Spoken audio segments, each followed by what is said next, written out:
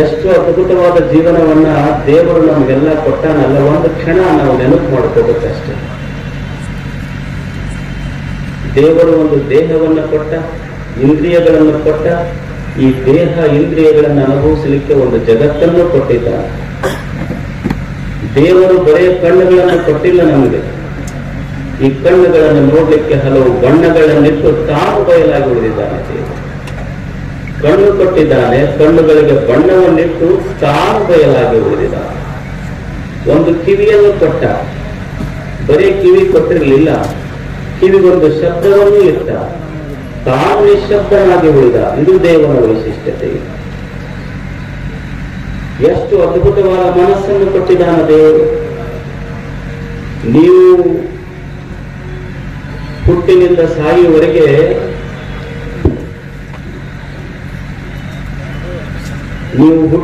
ಸಾಯುವವರೆಗೆ ಈ ಕಣ್ಣಿನ ಮುಖಾಂತರ ಸಾವಿರ ಫೋಟೋ ತೆಗೆದಿರಿ, ಚಿತ್ರ ತೆಗೆದಿರಿ, ಮನಸ್ಸದನ್ನೆಲ್ಲ ಸೆರೆ ಹಿಡಿದಿದೆ ಕಣ್ಣಿನ ಮುಖಾಂತರ.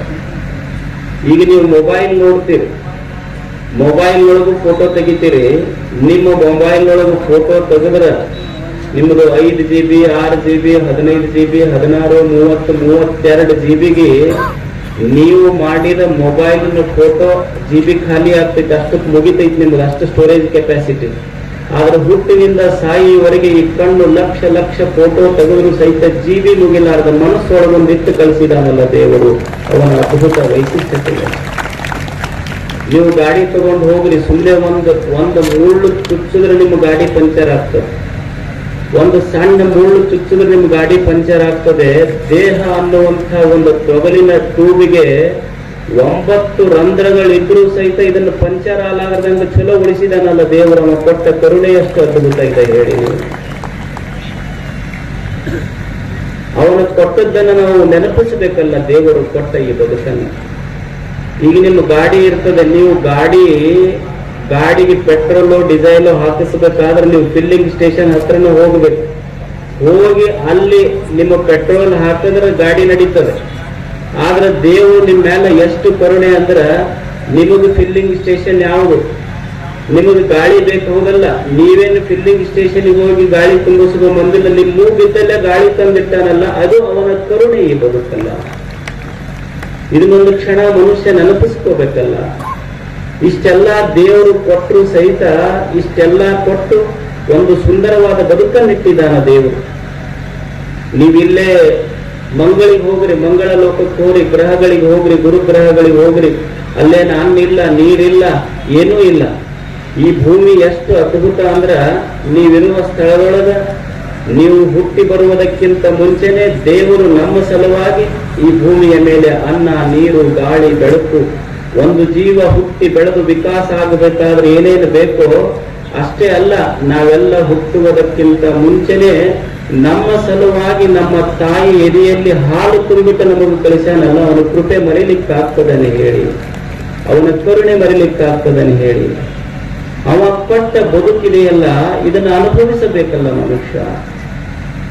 ಇಷ್ಟೆಲ್ಲ ಚೆನ್ನ ಮಲ್ಲಿಕಾರ್ಜುನ ದೇವ ನಿಮಗಾನು ತೊಡಿಗೆಯಾದೆ.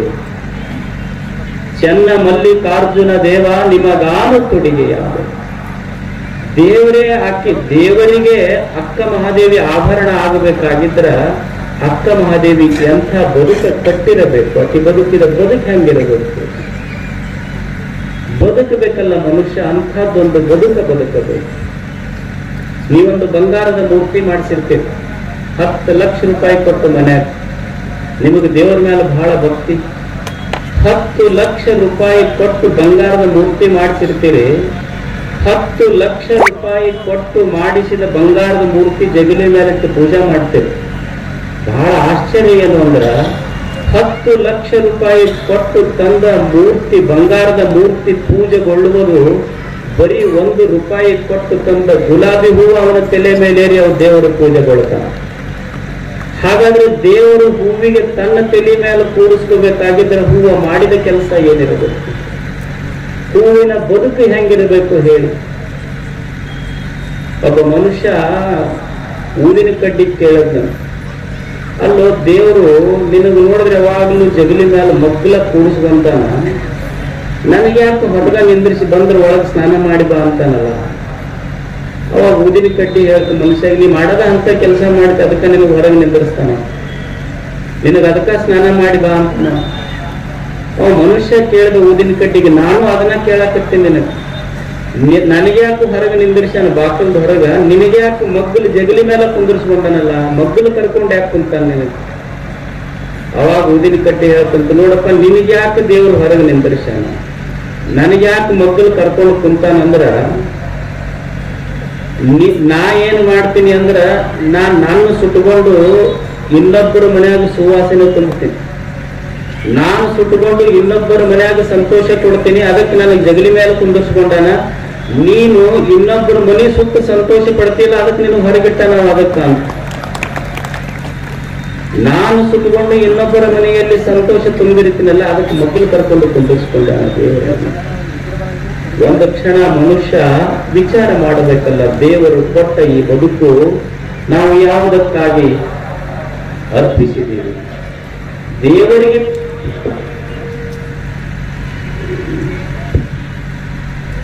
ದೇವರಿಗೆ ಪ್ರೀತಿಯಾಗುವ ಒಂದು ಬದುಕಬೇಕಲ್ಲ ನಾವು. ಗಿಡಗಳು, ಕಾಡು ಪ್ರಾಣಿಗಳು, ಹಣ್ಣಿನ ಗಿಡಗಳು, ಅವುಗಳ ಮಧ್ಯದಲ್ಲಿ ಎಲ್ಲೋ ಒಂದು ಅಲಕ್ಷಿತ ಪ್ರದೇಶದಲ್ಲಿ ಒಂದು ಸಣ್ಣ ಬಳ್ಳಿ ಬೆಳೆದಿರುತ್ತದೆ. ಬೆಳಿಗ್ಗೆ ಎದ್ದಾಗ ಒಂದು ಬಳ್ಳಿ ದೇವರಿಗೆ ನಮಸ್ಕಾರ ಮಾಡಿ ಹೇಳ್ತದೆ, ಭಗವಂತನೇ ಏನು ಕರುಣಾಮಯ್ಯಪ್ಪ ನೀನು, ಇದೊಂದು ವಿಸ್ತೃತವಾದ ಸಹ್ಯಾದ್ರಿ, ಈ ಸಹ್ಯಾದ್ರಿಯ ಮಧ್ಯದಲ್ಲಿ ಸಾವಿರ ಸಾವಿರ ಲಕ್ಷ ಲಕ್ಷ ಎತ್ತರದ ಗಿಡಗಳ ಮಧ್ಯದೊಳಗೆ ನಾನು ಒಂದು ಸಣ್ಣ ಬಳ್ಳಿ ನಿನ್ನ ಕಣ್ಣಿಗೆ ಬಿದ್ದಿನಲ್ಲ, ನನಗ ಅನ್ನವನ್ನು ಕೊಟ್ಟೆ, ಆಹಾರವನ್ನು ಕೊಟ್ಟೆ, ಸೂರ್ಯನ ಬೆಳಕನ್ನು ಕೊಟ್ಟೆ, ನೀರನ್ನು ಕೊಟ್ಟೆ, ನಾ ಏನೂ ಕೊಟ್ಟಿಲ್ಲ ನಿನಗ. ಆದರೂ ಒಂದು ಸಣ್ಣ ಬಳ್ಳಿ ಇದ್ರೂ ಸಹಿತ ನೀನು ಅವನ್ನ ಅಲಕ್ಷ್ಯ ಮಾಡಿಲ್ಲಲ್ಲ. ನೀನು ನನಗ ಅನ್ನ ಕೊಟ್ಟು, ನೀರು ಕೊಟ್ಟು, ಬೆಳಕು ಕೊಟ್ಟು ಬದುಕಿಸಿಯಲ್ಲ ಭಗವಂತನೇ. ಅದಕ್ಕ ನಾನೊಂದು ಸಣ್ಣ ಬಳ್ಳಿ ಇರಬಹುದು, ಆದರೆ ನನ್ನಲ್ಲಿ ಒಂದು ಸೆನ್ಸ್ ಆಫ್ ಗ್ರಾಟಿಟ್ಯೂಡ್, ಕೃತಜ್ಞತಾ ಭಾವ ಇದೆ. ಅದಕ್ಕೆ ಭಗವಂತನೇ ಬೆಳಿಗ್ಗೆ ಎದ್ದಾಗ ಆ ಬಳ್ಳಿಯಲ್ಲಿ ಒಂದು ಹೂವು ಅರಳಿತ್ತಲ್ಲ, ಆ ಬಳ್ಳಿ ದೇವನೇ ಈ ಹೂವಿದೆಯಲ್ಲ, ನೀನು ಇದನ್ನೆಲ್ಲ ಕೊಟ್ಟಿದ್ದಕ್ಕಾಗಿ ಇದೊಂದು ಧನ್ಯವಾದದ ರೂಪದಲ್ಲಿ ನಿನಗಾಗಿ ಈ ಹೂವು ಅರ್ಪಣೆ ಅಂತ ಇದ್ದಾರೆ. ಒಂದು ಎಲ್ಲೋ ಇರುವ ಸಣ್ಣ ಬಳ್ಳಿ ಭಗವಂತನಿಗೆ ಹೇಳ್ತದೆ, ಭಗವಂತನೇ it is A sense of gratitude, ಇದು ಒಂದು ಕೃತಜ್ಞತಾ ಭಾವ, ನನ್ನ ಹೃದಯದಲ್ಲಿ ಅರಳಿದ ಹೂವು ನಿನಗೆ ಅರ್ಪಿಸ್ತೇನೆ ನೋಡಿ. ಬಳ್ಳಿಗೆ ಈ ಕೃತಜ್ಞತಾ ಭಾವ ಇದೆ. ಇವ ಅದನ್ನು ಕಿತ್ಕೊಂಡು ಹೋಗಿ ಮನೆಯಾಗ ಅವ್ರ ಹೆಣ್ಮಕ್ಳದು ಹ್ಯಾಪಿ ಬರ್ತ್ಡೇ ಇತ್ತು, ಅವ್ರಿಗೆ ಹೋಗಿ ವಿಶ್ ಯು ಅಂತ ಪಟ್ಟ. ಅವ್ರಂದ್ರು ಕೊಡಿ ನಿನ್ನ ಹಣೆ ಬರ ಎದುರಾಗ ಹೋಗ್ತು, ದುಡಿಲಿಲ್ಲ, ದುಡ್ಡು ದುಡಿಲಿಲ್ಲ, ಬರೀ ಹೂ ಕೊಡೋದ್ರಾಗ ಹೋಗ್ತಂತ ಅವ್ರೇನ್ ತಲೆಯಾಗ ಇಟ್ಕೊಂಡು ನಿಮ್ಗೆ ಕಿವ್ಯಾಗಿಟ್ಟ ಕಳಿಸಿದ್ರು. ಒಳ್ಳೆ ಒಂದು ಬಳ್ಳಿ ಹೇಳ್ತದೆ ಭಗವಂತನ, it is the sense of gratitude. ಇದು ಬಳ್ಳಿ ಹೂ ಅಲ್ಲ, ಇದು ನೀನು ಕೊಟ್ಟಿದ್ದಕ್ಕಾಗಿ ನಿನಗೊಂದು ಕೃತಜ್ಞತಾ ಭಾವ. ಒಂದು ಆಕಳು ಮನುಷ್ಯನಿಗೆ ಹೇಳ್ತದೆ, ಮನುಷ್ಯನೇ ನೀ ನೋಡು, ನಾನು ಈ ಭೂಮಿಯ ಮೇಲೆ ಬದುಕೀನಿ, ನೀನು ಈ ಭೂಮಿಯ ಮೇಲೆ ಬದುಕಿ, ನೀನು ಉಂಡು ಎಂಜಲ ನೀರು ನನಗೆ ಹಾಕಿ, ನೀನು ಉಂಡ ಎಂಜಲದ ಮುಸುರಿ ನೀರು ಕುಡ್ದಕ್ಕಿ ನಾನು. ಆಕಳು ಮನುಷ್ಯನಿಗೆ ಹೇಳ್ತದೆ, ನೋಡು ನಿನ್ನದು ಒಂದು ಬದುಕಿದೆ, ನನ್ನದು ಒಂದು ಬದುಕಿದೆ, ನೀನು ಕೊಟ್ಟ ಮುಸುರಿ ನೀರು ಕುಡಿದು ನಾನು ಕೊಟ್ಟ ಹಾಲದಲ್ಲ, ನಿನ್ನ ದೇವನಿಗೆ ಪೂಜೆಗೊಳ್ತದಲ್ಲ, ಇದು ನೋಡು ನನ್ನ ಜೀವನ ಅಂತ ಆಕಳು ಹೇಳ್ತದೆ. ಒಂದು ಮಾವಿನ ಹಣ್ಣಿನ ಗಿಡ ಮನುಷ್ಯನಿಗೆ ಕಲಿಸ್ತದೆ ಪಾಠ. ಮಾವಿನ ಹಣ್ಣಿನ ಗಿಡ ಹೇಳ್ತದೆ, ನೋಡು ಮನುಷ್ಯನೇ, ನೀನು ನನಗೆ ಹಾಕಿದ್ದೇನೆ, ನಿನ್ನ ಮನೆಯಲ್ಲಿರುವ ಕಸ ತಂದು ಹಾಕಿ, ನಿನ್ನ ಅಂಗಳೊಳಗಿರುವ ಕಸ ತಂದು ಹಾಕಿ, ನಿನ್ನ ಕೊಟ್ಟಿಗೆಯಲ್ಲಿರುವ ತಿಪ್ಪೆಯಲ್ಲಿರುವ ಎಲ್ಲಾ ಮಣ್ಣು ತಂದು ನಾನು ಉಡಿಯೊಳಗೆ ಹಾಕಿ. ನೀನು ಮಾವಿನ ಗಿಡ ಮನುಷ್ಯನಿಗೆ ಹೇಳ್ತದೆ, ನೋಡು ಮನುಷ್ಯನೇ, ನೀನು ನಾನು ಉಡಿಯೊಳಗೆ ಹಾಕಿದ್ದು ಮಣ್ಣ, ಆದ್ರೆ ನಾನು ನಿನ್ನ ಉಡಿಯೊಳಗೆ ಹಾಕುವುದು ಹಣ್ಣ. ಇದು ಗಿಡದ ಬದುಕಿದು.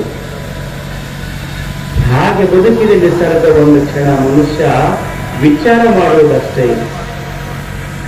ಸುಮ್ಮನೆ ಕಾಲವನ್ನು ಕಳೆದು ಸಾವುದು ಚಿತ್ತವೇ. Life is an opportunity. ಇದು ದೇವರೊಂದು ಅವಕಾಶ ಕೊಟ್ಟಾನಲ್ಲ.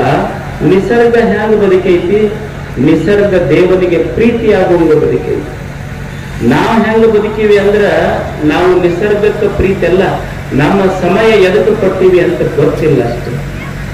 ನಾವೆಲ್ಲ ವ್ಯವಹಾರ ಮಾಡ್ತೀವಿ, ಉದ್ಯೋಗ ಮಾಡ್ತೀವಿ. ರಾತ್ರಿ ಬಂದಾಗ ಪ್ರತಿನಿತ್ಯ ನಮ್ಗೆ ಎಷ್ಟು ಖರ್ಚಾಯ್ತು, ಎಷ್ಟು ದುಡ್ಡು ಎದಕ್ಕೆ ಖರ್ಚು ಮಾಡಿದ್ವಿ, ಎಷ್ಟು ಸಂಗ್ರಹ ಮಾಡಿದ್ವಿ, ಈ ದುಡ್ಡ ಎಷ್ಟು ಉಪಯೋಗ ಆಯ್ತು ಅಂತ ಪ್ರತಿನಿತ್ಯ ನಮ್ಮ ಸಂಪತ್ತನ್ನು ನಾವು ಆಡಿಟ್ ಮಾಡ್ಕೊಳ್ತೀವಿ. ನಮ್ಮ ಸಂಪತ್ತನ್ನ ಪ್ರತಿನಿತ್ಯ ನಾವು ಮಲಗುವಾಗ ಆಡಿಟ್ ಮಾಡ್ತೀವಲ್ಲ, ಒಂದು ಕ್ಷಣ ಮನುಷ್ಯನ ವಿಚಾರ ಮಾಡಬೇಕು, ದೇವರು ಕೊಟ್ಟ ಸಂಪತ್ತನ್ನು ನಾನು ಆಡಿಟ್ ಮಾಡಿದ್ದೇನೆ ಹೊರತು ದೇವರು ಕೊಟ್ಟ ಸಮಯವನ್ನು ನಾನು ಆಡಿಟ್ ಮಾಡಿದ್ದೇನಾ? ರಾತ್ರಿ ಮಲ್ಕೊಂಡಾಗ ನಾನು ದೇವರು ಕೊಟ್ಟ ನನ್ನ ಸಮಯ, ಈ ಒಂದು ದಿವಸ ಏನಿತ್ತಲ್ಲ, ಇದನ್ನು ಯಾವುದಕ್ಕೆ ನಾನು ಉಪಯೋಗ ಮಾಡಿದೆ, ಯಾವುದಕ್ಕಾಗಿ ನಾನು ಇದನ್ನು ಖರ್ಚು ಮಾಡೀನಿ, ಎಷ್ಟು ಒಳಿತಕ್ಕಾತು ಎಷ್ಟು ಕೆಡತಿಕ್ಕಾತು ಅನ್ನುವುದನ್ನ ಒಂದು ದಿನದ ಸಮಯದ ಅಡಿಟ್ ಯಾವ ever done in my life. ಒಂದು ಕ್ಷಣ ಮನುಷ್ಯ ಮಾಡಬೇಕಲ್ಲ. ಸಂಪತ್ತು ಅಡಿಟ್ ಮಾಡುವುದು ಬರೀ ಜೀವನ ಅಲ್ಲ, ಸಮಯವನ್ನು ಸಹಿತ ಮನುಷ್ಯ ಅಡಿಟ್ ಮಾಡಬೇಕಾಗ್ತದೆ. ದೇವರು ಕೊಟ್ಟ ಈ ಸಮಯ ಎಲ್ಲೋ ಕಟ್ಟಿ ಮೇಲೆ ಕುಂತು ಅವ್ರ ಬಗ್ಗೆ ಇವ್ರ ಬಗ್ಗೆ, ಅವ್ರ ಜಗಳ ಇವ್ರ ಜಗಳ ಬಗೆಹರಿಸೋದಕ್ಕೆ ಬಿಡಿಸೋದಕ್ಕಿಂತ ನಾ ಎದಕ್ಕಿದು ಸಾರ್ಥಕ ಆಗ್ತಿತ್ತು ಗೊತ್ತಾಗಬೇಕಲ್ಲ. ನಾನು ಒಬ್ಬ ಕಟ್ಟಿ ಮೇಲೆ ಕುಂತು ಸುತ್ತ ಸೇರ್ತಿದ್ವಿ, ಬರೀ ಅದ ಕೆಲಸ. ಅವರೊಂದು ಬಂದ್ರೆ ಅವ್ರ ಕಡೆಯಿಂದ, ಇವ್ರು ಬಂದ್ರೆ ಇವ್ರ ಕಡೆಯಿಂದ ಒಂದು ಊರ್ ಸುದ್ದಿ ಮಾತಾಡೋರು ಕಟ್ಟಿ ಮೇಲೆ ಕುಂತು. ಒಂದಿಬ್ಬರು ಜಗಳ ನಡೀತಂದ. ಜಗಳ ನಡೆಯುವಾಗ ನೀವು ಅಲ್ಲೇ ಮಗ್ಲಿದ್ದ. ಒಬ್ಬ ಜಗಳ ಆಡ್ಕೊಂತ ಏನಂದ, ಇನ್ನೊಬ್ಬನಿಗೆ ಹೇಳ ಸಿಟ್ನಾಗ, ನಿನ್ನ ಏನೂ ಇಲ್ಲ, ನಿನ್ನ ಹಿಂಗ ಇಲ್ಲೇ ಮಿಸ್ ಮಾತಾಡಿದ್ರೆ ಅಂದ್ರೆ ನಿನ್ಗೆ 64 ಹಲ್ಲು ಉದುರಿಸ್ತೀನಿ. ಇವಾಗ ಕಟ್ಟಿ ಮೇಲೆ ಕುಂದಿರ್ತಿದ್ನಲ್ಲ ಖಾಲಿ. ಅವ ಕೇಳ್ದ, ಅವ ಎದ್ದು ಬಂದಿವ್ನ, ಅಲ್ಲೋಗಿ ಇರದ 32 ಹಲ್ಲಿರ್ತಾವ, ನೀ 64 ಉದುರಿಸ್ತಿ ಅಂತ ಹೇಳ್ತೀಯಲ್ಲ. ನನಗ್ ಗೊತ್ತಿತ್ತು ನೀನು ಬರ್ತಿ ಅಂತ, ನೀನ್ ಹಿಡ್ದೆ ಹೇಳಿ ನಾ 64 ಅಂದ. ನನಗ್ ಗೊತ್ತಿತ್ತು ನೀನು ಬರ್ತಿ ಅಂತ, ನಿಮ್ಮಂತವ್ರು ಖಾಲಿ ಮಂದಿ ಬರ್ತೀರಿ ಅಂತ ಪೂರಾ ಟೋಟಲ್ ಮಾಡಿ ಹೇಳಿ ನಾನು. ಗೊತ್ತಿರ್ಬೇಕಲ್ಲ ಮನುಷ್ಯನಿಗೆ ಸಮಯ ಯಾವುದಕ್ಕಾಗಿ ನಾವು ಕೊಡ್ತೀವಿ, ಸಮಯದ ಬೆಲೆ ಮನುಷ್ಯನಿಗೆ ಗೊತ್ತಾಗಬೇಕಾಗ್ತದೆ. ಒಂದು ಬಿದಿರು ಇರ್ತದೆ, ಒಂದು ಬಿದಿರಿನ ಬೆಲೆ ಕಟ್ಟಿಗೆ ಮಾರುವವನಿಗೆ ಬಿದಿರಿನ ಬೆಲೆ ಗೊತ್ತಾಗುವುದಿಲ್ಲ, ಕೊಳಲು ಮಾಡುವವನಿಗೆ ಬಿದಿರಿನ ಬೆಲೆ ಗೊತ್ತಾಗ್ತದೆ. ಕಟ್ಟಿಗೆ ಮಾರುವ ಮನುಷ್ಯನಿಗೆ ಬಿದಿರದ ಬರೇ ಒಂದು ಉರುಕಲ್ಲ ಅಷ್ಟೇ, ಸುಟ್ಟು ಕರಕಾಗುವಂತ. ಒಬ್ಬ ಕೊಳಲು ಮಾಡುವ ಮನುಷ್ಯನಿಗೆ ಅದು ಬಿದಿರು, ಅದು ಕೃಷ್ಣನ ಕೈ ಸೇರುವ ಸಾಮರ್ಥ್ಯ ಬರ್ತದೆ. ಅದು ಗೊತ್ತಾಗಬೇಕು, ವ್ಯಾಲ್ಯೂ ಗೊತ್ತಾಗಬೇಕು, ಬೆಲೆ ಗೊತ್ತಾಗಬೇಕಾಗ್ತದೆ. ನೀವೊಂದು ಹೆಸರು ಕೇಳಿರಬೇಕು, ಬಹಳ ದೊಡ್ಡ ಹೆಸರು, ಸ್ಟೀವ್ ಜಾಬ್ಸ್ ಅಂತಿದ್ದ. ಸ್ಟೀವ್ ಜಾಬ್ಸ್ ಈ ಆಪಲ್ ಕಂಪನಿ ಇದೆ, ಆಪಲ್ ಕಂಪನಿಯ ಮಾಲೀಕ ಅವನು. ಅವನಿಗೆ 33 ವರ್ಷಗಳಾಗುವವರೆಗೂ ಸಹಿತ ಅವನಿಗೆ ಏನೂ ಉದ್ಯೋಗ ಇರಲಿಲ್ಲ. ಅವ ನಿರುದ್ಯೋಗಿಯಾಗಿದ್ದ. ಅವ ಯಾವ ಯೂನಿವರ್ಸಿಟಿ ಒಳಗೆ ಹೋಗ್ತಿದ್ದ, ಆ ಯೂನಿವರ್ಸಿಟಿಯಿಂದ ಹೊರಗೆ ಹಾಕಿದ್ರೆ ಅವನಿಗೆ ಡಾಟಾದನ್ನ ತಿಳ್ಕೊಂಡು ಇವಾಗ ಯೂನಿವರ್ಸಿಟಿ ಡ್ರಾಪ್ ಔಟ್. ಅವನ 33 ವರ್ಷದವರೆಗೆ ಇವನು ಉದ್ಯೋಗ ಇರಲಿಲ್ಲ. 53 ವರ್ಷಕ್ಕ ಅವ ಜಗತ್ತಿನ ಶ್ರೀಮಂತರ ಸಾಲಿನಲ್ಲಿ ಬಂದ, ಬರೀ 20 ವರ್ಷದೊಳಗೆ. ಅವ ಯಾವ ಯೂನಿವರ್ಸಿಟಿಯಿಂದ ಹೊರಗೆ ಹಾಕಿದ್ರಲ್ಲ ಆ ಯೂನಿವರ್ಸಿಟಿಯವರು ಡಾಕ್ಟರೇಟ್ ಕೊಟ್ಟರು ಅವನಿಗೆ. ಅವ ಒಂದು ಸುಂದರ ಮಾತು ಹೇಳ್ತಾನೆ ಸ್ಟೀವ್ ಜಾಬ್ಸ್, ಈ ಭೂಮಿಯ ಮೇಲೆ ಯಾವ ವಿಶ್ವವಿದ್ಯಾಲಯಗಳು, ಯಾವ ಶಾಲೆ ಕಾಲೇಜುಗಳ ಕಲಿಸದ ಜೀವನದ ಪಾಠ ಜೀವನದಲ್ಲಿ ಹಸಿವು ಮತ್ತು ಅಪಮಾನ ಕಲಿಸ್ತಾವ. ಯಾವ ವಿಶ್ವವಿದ್ಯಾಲಯಗಳು ಕಲಿಸದ ಜೀವನದ ಪಾಠ ಹಸಿವು ಮತ್ತು ಅಪಮಾನ ಕಲಿಸ್ತದೆ. ಯಾರೋ ಒಬ್ಬರು ಕೇಳಿದ್ರಂತ ಅವನಿಗೆ, ನೀವು 33 ವರ್ಷಗಳವರೆಗೆ ನಿಮ್ಮ ಜೀವನದಲ್ಲಿ ಏನೂ ಇರಲಿಲ್ಲ, ನಿರುದ್ಯೋಗಿಗಳಾಗಿದ್ದರು. ನೀವು 53 ವರ್ಷಕ್ಕೆ ಜಗತ್ತಿನ ಅತ್ಯಂತ ಶ್ರೀಮಂತ ವ್ಯಕ್ತಿಗಳಲ್ಲಿ ನಿಮ್ಮ ಹೆಸರು ಬಂತು. ಏನಿದು ಸೀಕ್ರೆಟ್? ನಿಮ್ದು ಈ ಸಕ್ಸಸ್ಸಿನ ಯಶಸ್ಸಿನ ರಹಸ್ಯ ಏನು? ಬರೀ 20 ವರ್ಷಗಳವರೆಗೆ 20 ವರ್ಷಗಳಲ್ಲೇ ಅದ್ಭುತವಾದದ್ದನ್ನು ಸಾಧಿಸಿದ್ರಲ್ಲ. 53ನೇ ವರ್ಷಕ್ಕೆ ಅವನಿಗೆ ಕ್ಯಾನ್ಸರ್ ಆಯ್ತು. ಅವಾಗ ಯಾರೋ ಒಬ್ರು ಕೇಳ್ತಾರೆ ಅವನಿಗೆ, 20 ವರ್ಷಗಳಲ್ಲಿ ಇದನ್ನೆಲ್ಲ ಸಾಧಿಸಿದ್ರೆ ಹೇಗೆ? ಅವಾಗ ಅವನು ಹೇಳ್ತಾನೆ, ನಾನು ಕೆಲಸ ಮಾಡಿದ್ದು, ದುಡ್ಡು ಗಳಿಸಿದ್ದು, ಕಂಪನಿ ಶುರು ಮಾಡಿದ್ದು ಅದೆಲ್ಲ ಸುಳ್ಳು. ನನ್ನ ಯಶಸ್ಸಿಗೆ ನಿಜವಾದ ರಹಸ್ಯ ಅಂದ್ರೆ ನಾನು ಜೀವನದಲ್ಲಿ ನಂಬಿರುವ 2 ಮಾತುಗಳಷ್ಟೇ. ನಾನು ಪ್ರತಿನಿತ್ಯ ನನ್ನ ಬದುಕನ್ನು, ನನ್ನ ಸಮಯವನ್ನು ಅಡಿಕ್ಟ್ ಮಾಡ್ತಿದ್ದೆ. ನಾನು ಜೀವನದಲ್ಲಿ ಪಾಲಿಸಿರುವುದು 2 ಮಾತು. ಉಳಿದ ಕಂಪನಿ ನನ್ನ ಉದ್ಯೋಗಿಗಳು ನೋಡ್ಕೊಂಡಾರ. ನಾನು ಜೀವನದಲ್ಲಿ ಪಾಲಿಸಿದ್ದು 2 ಮಾತು. ನಾ ಏನು ಪಾಲಿಸ್ತಿದ್ದೆ ಜೀವನದೊಳಗ, ನನ್ನ ಜೀವನದ ಯಶಸ್ಸಿನ ರಹಸ್ಯ ಏನು ಅಂದ್ರ ಅವ ಅಂತಾನೆ 2 ಮಾತುಗಳು. ಒಂದು, ನಾನು ರಾತ್ರಿ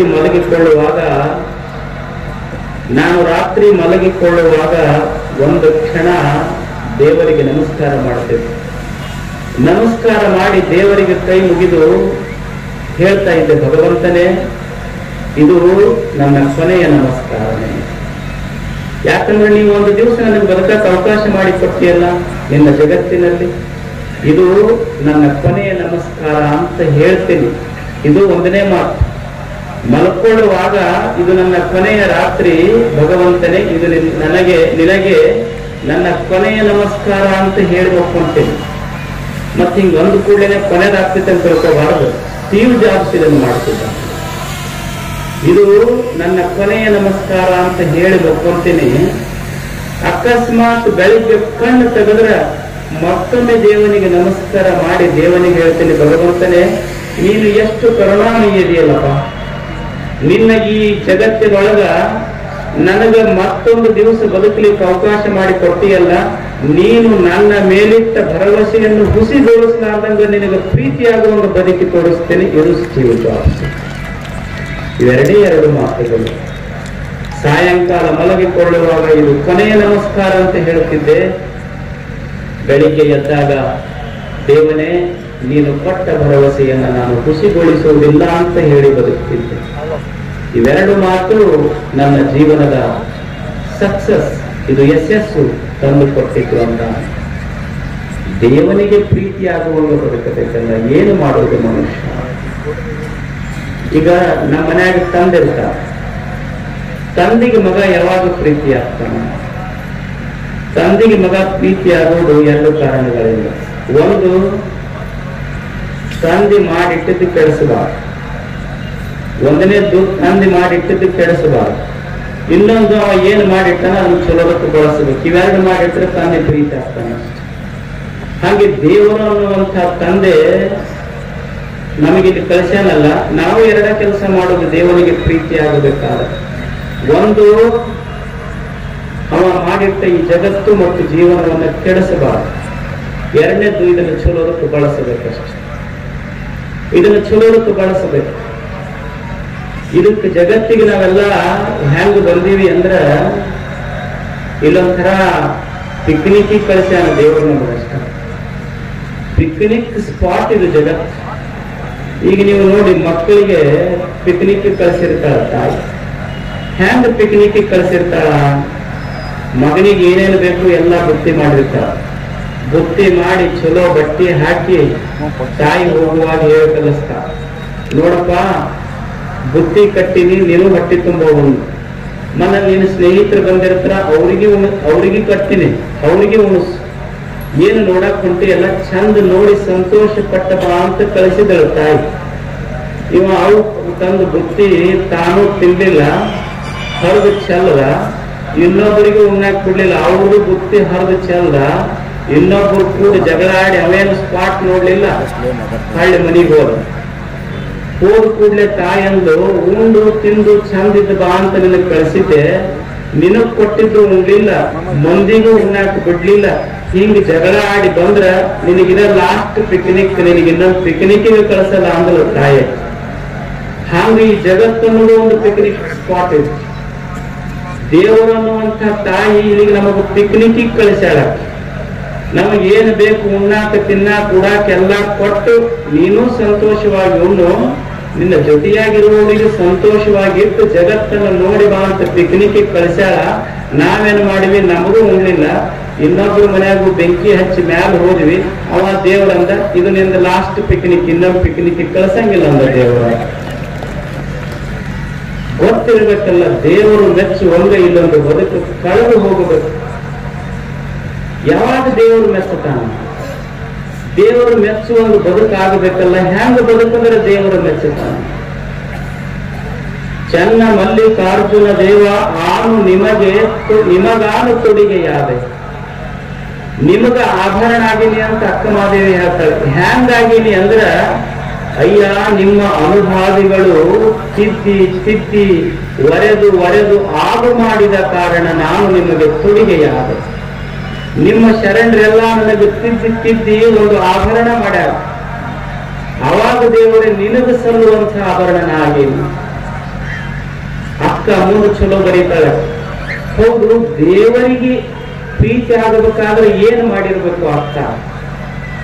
ಏನ್ ಅಕ್ಕಿ ಹತ್ರ ಸಂಪತ್ತಿತ್ತ? ಏನು ದೇವರಿಗೆ ಕೊಟ್ಟು ಸಂತೋಷ ಪಡಿಸ್ಲಿಕ್ಕೆ? ಇದ್ದ ಪಟ್ಟದರಸಿಯ ಪದವಿಯನ್ನು ಬಿಟ್ಟು ಬಂದಿದ್ದು, ಸಂಪತ್ತಿರ್ಲಿಲ್ಲ, ಏನೂ ಇರ್ಲಿಲ್ಲ, ದಿಗಂಬರವೇ ದಿವ್ಯಾಂಬರವಾಗಿ ಹೊರಟ ಅಕ್ಕ, ದೇವನೇ ನನ್ನ ಬದುಕಿ ಯಾವಾಗ ಪ್ರೀತಿ ಆತು ಅಂದ್ರ, ದೇವರಿಗೆ ಪ್ರೀತಿ ಆತು ಅಂದ್ರ, ಅಯ್ಯ ನಿಮ್ಮ ಅನುಭಾವಿಗಳ ಸಂಘದಿಂದ ಎನ್ನ ತನು ಶುದ್ಧವಾಗಿ, ಅಯ್ಯ ನಿಮ್ಮ ಅನುಭಾವಿಗಳ ಸಂಘದಿಂದ ಎನ್ನ ಮನ ಶುದ್ಧವಾಗಿ, ಅಯ್ಯ ನಿಮ್ಮ ಅನುಭಾವಿಗಳ ಸಂಘದಿಂದ ಎನ್ನ ಪ್ರಾಣ ಶುದ್ಧವಾಗಿ, ಅಯ್ಯ ನಿಮ್ಮ ಅನುಭಾವಿಗಳು ಒರೆದು ಒರೆದು ಆಗು ಮಾಡಿದ ಕಾರಣ ಚನ್ನ ಮಲ್ಲಿಕಾರ್ಜುನ ದೇವ ನಿಮಗಾನು ತೊಡಿಗೆಯಾದೆ ಅಂತ. ದೇವರಿಗೆ ಅರ್ಪಿತ ಆಗಬೇಕಾಗಿದ್ರ ಅಕ್ಕ ಹೇಳುವ 3 ಸೂತ್ರ ಅಂದ್ರ, ತನು ಶುದ್ಧ ಆಗಬೇಕು, ಮನ ಶುದ್ಧ ಆಗಬೇಕು, ಪ್ರಾಣ ಶುದ್ಧ ಆಗಬೇಕು. ಇವು ನೀರು ಹರ್ಕೊಂತಿರ್ಬೇಕಾಗ್ತದೆ. ಹರಿಯುವ ನೀರು ನಿಂತು ಅಂದ್ರ ನೀರು ಕೆಟ್ಟ ಹೋಗ್ತೈತಿ. ಮನುಷ್ಯಗಿದು ಗೊತ್ತಿರಬೇಕು, ನೀರು ಹರ್ಕೊಂತಿರ್ಬೇಕು, ಮನುಷ್ಯ ದುಡ್ಕೊಂತಿರ್ಬೇಕು. ನಿಂತು ನೀರು ಕೆಡ್ತೈತಿ, ಕುಂತರ ಮನುಷ್ಯ ಕೆಡ್ತಾನ ಅನ್ನೋದೇ ಬದುಕಿನ ಸೂತ್ರ. ಮನುಷ್ಯ ಸದಾ ದುಡಿತಾ ಇರಬೇಕು. ಮೊದಲ ದುಡಿಯೋದು ಕಲಿಯೋದು. ಆಲಸ್ಯತನ ಇರಬಾರದು. ಈ ಶರೀರ ಶುಚಿ ಆಗಬೇಕಾದ್ರೆ ಆಲಸ್ಯತನ ಇರಬಾರದು. ನೀವು ಕೇಳಿದ್ರೆ ಒಬ್ಬರಿಗೆ ಯಾರಾದ್ರೂ ಸುಮ್ಮನೆ ಕಟ್ಟಿ ಮೇಲೆ ಕುಂತಿದ್ರು, ಯಾಕೋ ತಮ್ಮ ದುಡ್ಯಾಕ ಹೋಗಿಲ್ಲ ಇವತ್ತು? ನಮ್ಮಲ್ಲಿ 100 ಸಬೂಬುಗಳದಾವ. ಯಾಕೋ ತಮ್ಮ ದುಡ್ಯಾಕ ಹೋಗಿಲ್ಲ ಇವತ್ತು? ಏನಪ್ಪ ಹೊಂಟಿದ್ದೆ ಕೆಲಸಕ್ಕೆ, ಬೆಕ್ಕ ಕಾಟ ಬರೋದು ಅಲ್ಲ. ಬೆಕ್ಕ ಕಾಟ ಬರೋದಕ್ಕೂ ನಿಮ್ಮ ಕೆಲಸ ಮಾಡೋದಕ್ಕೂ ಏನ್ ಸಂಬಂಧ ಇದೆ? ಅವಾಗ ಹೇಳ್ತಾನೆ, ಬೆಕ್ಕ ಕಾಟ ಬಂತು ಅದಕ್ಕೆ ಹೋಗಿಲ್ಲ. ಅಲ್ಲ, ಕೇಳಿದ ಬೆಕ್ಕ ಕಾಟ ಬರೋದಕ್ಕೂ ನೀವು ಹೋಗ್ಲಾರ್ದಕ್ಕೆ ಏನ್ ಸಂಬಂಧ? ಅವಾಗ ಅಂತಾನ, ಅಲ್ಲ ನೀ ಬೆಕ್ಕ ಕಾಟ ಬಂದಿದ್ದಕ್ಕೆ ನೀ ಕೆಲಸಕ್ಕೆ ಹೋಗದೆ ಇರಬಹುದು, ಅದು ಬೆಕ್ಕ ಅಂತ ಐತಿ. ಒಂದು ಮನುಷ್ಯ ಆಟ ಬಂದ ಇವತ್ತು ಹಾಲ ಸಿಗೋದಿಲ್ಲ ಅಂತ ಬೆಕ್ಕ ಅಂತ ಇರ್ತೈತಿ ಮನುಷ್ಯ. ಏನು ಸಮಸ್ಯೆ ಇಲ್ರಿ? ಕೆಲ್ಸಕ್ಕೆ ಹೊಂಟಿದ್ದೆ, ಯಾರೋ ಹೋಗುವಾಗ ಬೇರೆ ಎಲ್ಲಿ ಹೊಂಟಿ ಅಂತ ಕೇಳೋದು. ನೀವು ಎಲ್ಲಿ ಹೊಂಟಿ ಅಂತ ಕೇಳಬಾರ್ದು ಅಂತೀವಿ. ಮನಿ ಬಿಟ್ಟು ಹೊರಗೆ ಹೋಗುವಾಗ ಎಲ್ಲಿ ಹೊಂಟಿ ಅಂತ ಕೇಳಿದ ಅರ್ಥ ಹೊಳಿ ಬಂದೇನು? ಅಲ್ಲ, ನೀ ಮನಿ ಬಿಟ್ಟು ಹೋಗುವಾಗ ಮನಿ ಮಕ್ಕಳು ಅವ್ರು ಎಲ್ಲಿ ಹೊಂಟಿ ಅಂತ ಕೇಳಿದ ಹೊಳೆ ಬಂದಿ. ಮತ್ತೆ ಬಸ್ ಸ್ಟ್ಯಾಂಡ್ ಹೋಗುವಾಗ ಕಂಡಕ್ಟರ್ ಏನ ಅವರು ತ್ರಿಕಾಲ ಜ್ಞಾನಿಗಳು ಕೇಳೋದು, ಅಲ್ಲೆಲ್ಲ ಕೇಳ್ತಾರಲ್ಲ ಎಲ್ಲಿ ಹೊಂಟಿ ಅಂತ. ಏನ್ ಬಸ್ನಾಗಿಂದ ಕೆಳಗೆ ಬಿಡ್ತೀಯ? ಯಾಕೋ ತಮ್ಮ ದುಡಿಯುವಲ್ಲಿ ಏನು ಏಳಿಗೆನ ಆಗುವಲ್ಲ. ಇಲ್ರಿ, ನಮ್ಮ ಮನಿ ಬಾಕಲ್ ಮುಂದನ ಒಂದು ತೆಂಗಿನ ಗಿಡ ಐತಿ. ಅಲ್ಲ, ತೆಂಗಿನ ಗಿಡ ಇದ್ರಿ ಏನ ಸಮಸ್ಯೆ ಏನಿಲ್ಲ. ಅಲ್ಲ, ಅದು ಒಟ್ಟ ತೆಂಗಿನ ಮನಿ ಕಟ್ಟಿನಿ ಆ ತೆಂಗಿನ ಗಿಡ ಸೂಲಿಗೆ ಬಂದು ಮನಿ ಏಳಿಗೆ ಆಗುವಲ್ಲ. ಅಲ್ಲ, ಒಂದು ಕ್ಷಣ ವಿಚಾರ ಮಾಡಬೇಕಲ್ಲ. ತೆಂಗಿನ ಗಿಡ ಮೊದಲಿತ್ತು, ನೀ ಮನಿ ಕಟ್ಟಿದ್ದ ಮೊದಲು. ನೀ ಮನಿ ಕಟ್ಟೋದಕ್ಕಿಂತ ಮೊದಲ ತೆಂಗಿನ ಗಿಡ ಅಲ್ಲಿ. ನೀ ಮನಿ ಕಟ್ಟಿ ಇವತ್ತು ಮನಿ ಬಾಕಲಿಗೆ ತೆಂಗಿನ ಗಿಡ ಸೋಲು ಬಂದೈತಿ ಅಂತ ಹೇಳಿ ನೀ ತೆಂಗಿನ ಗಿಡ ತೆಗಿತೀಯಲ್ಲ, ಅದು ತೆಂಗಿನ ಗಿಡ ಅಂತೈತಿ. ಅಪ್ಪ, ನನ್ನಿಂದ ನಿನಗೂ ತೊಂದರೆ ಆಗಿಲ್ಲ, ನೀ ಮನಿ ಕಟ್ಟಿ ನನ್ನ ಜೀವನಕ್ಕೆ ಕೂತು ಬಂತು ಅಂತ ತೆಂಗಿನ ಗಿಡ ಅಂತಿರ್ತೈತೆ. ಗೊತ್ತಾಗ್ಬೇಕಲ್ಲ ಮನುಷ್ಯಗ ದೇವರು ಕೊಟ್ಟ ತನು ಶುಚಿ ಆಗಬೇಕಾದ್ರೆ ಸದಾ ಕೆಲಸ ಮಾಡೋದು ಮೊದಲೇ. ಸ್ವತಂತ್ರ ಭಾರತಕ್ಕಿಂತ ಮುಂಚೆ quit India, before 1947 there was a slogan quit India. ಇವಾಗ ಕ್ವಿಟ್ ಇಂಡಿಯಾ ಇಲ್ಲ, ಇವಾಗ ಕ್ಲೀನ್ ಇಂಡಿಯಾ, ಗ್ರೀನ್ ಇಂಡಿಯಾ. ಇದು ಭವ್ಯ ಭಾರತದ ಸ್ಲೋಗನ್ ಇದೆ. ಸ್ವಚ್ಛವಾಗಿರಬೇಕು, ದೇಹ ಸ್ವಚ್ಛವಾಗಿರಬೇಕು, ಮನೆ ಸ್ವಚ್ಛ ಆಗಿರಬೇಕು, ಪರಿಸರ ಸ್ವಚ್ಛವಾಗಿರಬೇಕು. ಈ ಸ್ವಚ್ಛವಾಗಿರ್ಲಿಕ್ಕೆ ಚಲೋ ಚಲೋ ಹವ್ಯಾಸ ಬೆಳೆಸ್ಕೋಬೇಕು ಮನುಷ್ಯ. ಏನೊಂದು ಗಿಡ ಇತ್ತು, ಗಿಡ ಹಚ್ಚೋದು. ಒಂದು ಬೆಳೆ ಗೆದ್ದು ಮನೆಯವರು ಒಂದಿಷ್ಟು ನಿನ್ನೆ ಅಡಿಗೆ ತಂದಿಟ್ರು ಅಂದ್ರ ನೀವೇನಂತೀರಿ? ಗೊತ್ತಾಗೋದಿಲ್ಲ, ಹಳಸಿದ ಅಡಿಗೆ ಐತಂತೆ. ಗೊತ್ತಾಗೋದಿಲ್ಲ ನಿಮ್ಗೆ ಹಳಸಿದ ಅಡಿಗೆ ಇಟ್ಟಿರಿ. ಅಲ್ಲ ಮನುಷ್ಯಾಗ ಇದು ಗೊತ್ತಾಗುತ್ತಲ್ಲ, ಏನು ಹಳಸಿದ ಅಡಿಗೆ ಉಂಡ್ರೆ ಹೊಟ್ಟೆ ಕೆಡ್ತೈತಿ ಅಂದ್ರೆ ನಿನ್ನೆ ಮಾಡಿ ಇಟ್ಟ ಅಡಿಗೆ ಇವತ್ತು ಉಂಡ್ರಿ ಅಂದ್ರೆ ಹೊಟ್ಟೆ ಕೆಡ್ತೈತಿ ಅಂತ ಗೊತ್ತೈತಿ. ಮತ್ ಮಂದ್ ಮಾತಾಡಿದ್ದು ನಿನ್ನೆ ಮಾತು ಹಳಸಿದ್ದು ತಗೊಂಡು ತಲೆ ಕೆಡ್ತೈತಿ ಅಂತ ಅದನ್ನು ಗೊತ್ತಿರಬೇಕಲ್ಲ ಮನುಷ್ಯಾಗ. ಹಳಸಿದ ಅಡಿಗೆನೂ ಉಣಬಾರ್ದು, ಹಳಸಿದ ವಿಚಾರಗಳನ್ನು ತಗೋಬಾರ್ದು. ಇದು ಮನಸ್ಸುಚಿ, ಇದು ಅಷ್ಟೇ. ಪ್ರಾಣ ಶುಚಿ ಆಗುವುದು ಮನುಷ್ಯನ ದೇವರು ಕೊಟ್ಟಿದ್ದು. ಅವ ಕೊಟ್ಟ ಬದುಕು ಅವನಿಗೆ ಪ್ರೀತಿ ಆಗಬೇಕು. ಈ ತನು ಶುಚಿ, ಮನಶುಚಿ, ಭಾವ ಶುಚಿ, ಪ್ರಾಣ ಶುಚಿಯಾಗಿ ಬದುಕಿದ್ರೆ ಇದು ಅವನಿಗೆ ಪ್ರೀತಿ ಆಗ್ತದೆ. ಮತ್ತ ಈ ಬದುಕಿನ ಒಂದು ನಿಯತಿ ಏನು ಅಂದ್ರ, ಇಲ್ಲಿ ಈ ನಿಸರ್ಗದೊಳಗೆ ನೀ ಏನು ಕೊಟ್ಟಿ ಅದು ನಿನಗೆ ಬದುಕು ಕೊಡುತ್ತದೆ. ನೀ ಏನು ಕೊಟ್ಟಿ ಅದೇ ಈ ಬದುಕು ನಿನಗೆ ಕೊಡ್ತಾರೆ. ನೀ ಬೇವಿನ ಬೀಜ ಬಿತ್ತಿ ಅಂದ್ರೆ ಬೇವಿನ ಗಿಡನ ಬೆಳೀತದಲ್ಲ, ಮಾವಿನ ಗಿಡ ಬೆಳೆಯಕ್ ಸಾಧ್ಯ ಇಲ್ಲ. ಮಾವಿನ ಬೀಜ ಹಾಕಿ ಅಂದ್ರ ಮಾವಿನ ಫಲನ ಬರ್ತದೆ, ಬೇವಿನ ಬೀಜ ಬರ್ಲಿಕ್ಕೆ ಸಾಧ್ಯ ಇಲ್ಲ. ಈ ಜಗತ್ತು ಏನು ಅಂದ್ರೆ ಒಂದು ಪ್ರತಿಧ್ವನಿ ಅಷ್ಟೇ. ನೀನು ಬಿಜಾಪುರಕ್ಕೆ ಹೋಗಿ ನಮಸ್ಕಾರ್ರಿ ಅಂದ್ರೆ ಗೋಲ್ಗುಂಟಗಳು ನಮಸ್ಕಾರ್ರಿ ಅಂತಾನೆ ಬರ್ತದೆ. ಯಾಕೋ ಅಂದ್ರೆ ಯಾಕೋ ಅಂತ ಬರ್ತಿರ್ತದೆ ಅಷ್ಟೇ. ಈ ಜಗತ್ತನ್ನೋದು ಇದೊಂದು ಪ್ರತಿಧ್ವನಿ ಇದೆ. ನೀ ಏನು ಮಾಡಿ ಏನು ಕೊಟ್ಟಿ ಜಗತ್ತಿಗೆ ನಿನಗೆ ಹೊಳ್ಳೆ ಕೊಡ್ತದೆ ಈ ಜಗತ್ತು. ಒಂದು ಒಂದು ಒಂದು ಟ್ರೈನ್ ಇತ್ತು, ಅದು ಹುಬ್ಬಳ್ಳಿಯಿಂದ ತಿರುಪತಿಗೆ ಹೊಂಟಿತ್ತಂತ ಟ್ರೈನ್. ಹುಬ್ಬಳ್ಳಿಯಿಂದ ತಿರುಪತಿಗೆ ಟ್ರೈನ್ ಹೋಗುವಾಗ ಟ್ರೈನ್ ಹೊಂಟಿತ್ತು, ಎಲ್ಲಾ ಬೋಗಿ ಫುಲ್ ಇತ್ತು. ಲಾಸ್ಟ್ ಒಂದು ಪ್ಯಾಸೆಂಜರ್ ಬೋಗಿ ಇತ್ತಂತ. ಆ ಪ್ಯಾಸೆಂಜರ್ ಬೋಗಿ ಹೆಂಗಿತ್ತು ಅಂದ್ರೆ ಪ್ಯಾಕ್ ಇತ್ತಂತದ್ದು. ಎಲ್ಲ ಜಗ್ಗಿ ರಶ್ ಇರ್ತದೆ ಬಹಳಷ್ಟು. ಎಲ್ಲರೂ ಹತ್ತಿದ್ರು. ಒಂದು 3 ಜನ ಇವ್ರು ಜೋಲಿ ಹೊಡ್ಕೊಂತ ಬರೋರು ಬಂದರು. ಹತ್ತಬೇಕಂತ ತಿರುಪತಿಗೆ ಹೋಗ್ಬೇಕಂತ ಬಂದ್ರು. ಒಳಗ್ ಹಾಕ್ಯಾರ ಎಣ್ಣೆ, ಆದ್ರೂ ತಿರುಪತಿಗೆ ಹೋಗ್ಬೇಕಂದ್ರವ್ರು ಬಂದು ನೋಡ್ತಾರ. ಟ್ರೈನ್ ನೋಡಿದ್ರು ಫುಲ್ ಪ್ಯಾಕ್ ಇತ್ತು, ಜಾಗನೇ ಇರ್ಲಿಲ್ಲ. ಒಬ್ಬರ ಮೇಲೆ ಒಬ್ರು ಹತ್ತಿದ್ರು. ಅದ್ರಾಗ ಒಬ್ಬ ಒಂದ್ ಅಲ್ಲ ಇರದ ಒಂದ ಹೋಗಿ ಲಾಸ್ಟ್ ಇಟ್ಟಾರ ನಮ್ದು, ಅದು ಪ್ಯಾಸೆಂಜರ್ ಹೋಗಿ. ಇಷ್ಟು ರಶ್ ಐತಿ, ನಮ್ಮ ಕಾಲು ನಿಲ್ಲಕ್ಕಾಗೋ ಜೋಲಿ ಹೊಡ್ಯಾಕತ್ತೀವಿ. ನಾವ್ ಇದ್ರಾಗ ಹತ್ತಿ ತಿರುಪತಿಗೆ ಹೆಂಗ್ ಹೋಗೋದ ಅಂದ್ರೆ ಅದ್ರಾಗ ಒಬ್ಬ ಒಂದ ಈಗ ನೋಡಿ ಇವ್ರನ್ನೆಲ್ಲ ಹೆಂಗ್ ಖಾಲಿ ಮಾಡಿಸ್ತೀನಿ ನಾನಂದ. 3 ಹೋಗಿ ಒಬ್ಬ ಏನ್ ಮಾಡ್ದ, ಜೋರ್ ಚೀರ್ದಲ್ಲಿ ಈ ಲಾಸ್ಟ್ ಬೋಗಿ ಒಳಗೆ ಒಂದು ನಾಗರ ಹಾವು ಐತಂತ ಈಗ ಮೆಸೇಜ್ ಬಂದೈತಿ, ದಯವಿಟ್ಟು ಎಲ್ಲರೂ ಹೋಗ್ರಿ. ಅದ್ರಾಗ ಇದ್ದವರೆಲ್ಲರೂ ಹೋದ್ರು ಓಡಿ ಓಡಿ. ಇವ್ರು 3 ಹತ್ತಿ ಆರಾಮ್ ಮತ್ತ ಅರ್ಧ ತಂದಿದ್ರಲ್ಲ ಅದಿಷ್ಟು ತಗೊಂಡು ಉಂಡು ಮಕ್ಕೊಂಡು ಆರಾಮ್ ಮಕ್ಕೊಂಡು ನಿದ್ದೆ ಹತ್ತು. ಬೆಳಿಗ್ಗೆ 5 ಗಂಟೆಗೆ ಇವಾಗ ಚಾಯ್ ಮಾಡೋರು ಬರ್ತಾರೆ, ಚಾಯ್ ಚಾಯ್ ಚಾಯ್ ಅಂತ ಬಂದ್ರು. ಅವಾಗ ಸ್ವಲ್ಪ ಎಚ್ಚರಾಗಿ ಕೇಳಿದಂತ, ಇದು ಯಾವ ಊರಿಗೆ ಬಂದೈತಿ ಟ್ರೈನ್. ಅವಾಗ ಅವನ್ನಂತ ಹುಬ್ಬಳ್ಳಿಯಾಗ ಐತಿದ್ರು. ಅವ್ರು ಮಕ್ಕೊಂಡು ಕೇಳಿದ್ರು. ಮತ್ತೆ ತಿರುಪತಿಗೆ ಹೊಂಟಿತ್ತಲ್ಲ ಟ್ರೈನ್ ಇದು. ಅಲ್ಲ ತಿರುಪತಿಗೆ ನಾವು ಹೊಂಟಿತ್ತು, ಈ ಬೋಗಿ ಒಳಗೆ ಹಾವು ಐತಂದು ಇಲ್ಲೇ ಬಿಟ್ಟು ಮುಂದಿನ ಡೆಬ್ಬಿ ಹೋಗ್ಯಾವ ಅಂದ. ನಾವು ಮಾಡಿದ್ದು ನಮಗೆ ಬಿಡುಗಡೆ. ಮನುಷ್ಯ ಯಾವಾಗ ಮುಕ್ತನಾಗ್ತಾನ ಅಂದ್ರ ಮನಿ ಬಿಟ್ರೆ ಮುಕ್ತ ಆಗುದಿಲ್ಲ. ನೀ ಆಲಯ ಬಿಟ್ರೆ ಹಿಮಾಲಯಕ್ಕೆ ಹೋಗುವ ಒಂದು ಸಂಸಾರ ಇದೆ. ಮುಕ್ತ ಜೀವನ ಅಂದ್ರ ಕೈ ಕೆಲಸ ಮಾಡ್ತಿರ್ಬೇಕು, ತಲೆ ಒಳ್ಳೆ ವಿಚಾರ ಮಾಡ್ತಿರ್ಬೇಕು, ಮನಸ್ಸು ಸದಾ ಸದ್ವಿಚಾರ ಮಾಡ್ತಿರ್ಬೇಕು, ಹೃದಯದೊಳಗೆ ಸದಾ ಬದುಕು ಭಗವಂತನೇ ಇದು ನಿನ್ನ ಕರುಣೆ ಅನ್ನುವ ಭಾವ ಇತ್ತು ಅಂದ್ರೆ ಅವ ಮುಕ್ತನಾಗ್ತಾನೆ. ಅದು ಕೈವಲ್ಯ ಅವಸ್ಥೆ. ಅಂಥ ಒಂದು ಬದುಕು, ಮುಕ್ತಿಯ ಬದುಕು ನಿಮ್ಮದಾಗಲಿ, ತಮಗೆಲ್ಲ ಒಳ್ಳೆಯದಾಗಲಿ ಅಂತ ಹಾರೈಸಿ ನಮ್ಮ ಮಾತುಗಳನ್ನು ಸುದ್ದಿ ಮತ್ತು ಜಾಹೀರಾತಿಗಾಗಿ ನಮ್ಮನ್ನು ಸಂಪರ್ಕಿಸಬೇಕಾದರೆ ನಮ್ಮ ಮೊಬೈಲ್ ಸಂಖ್ಯೆ 9972240388.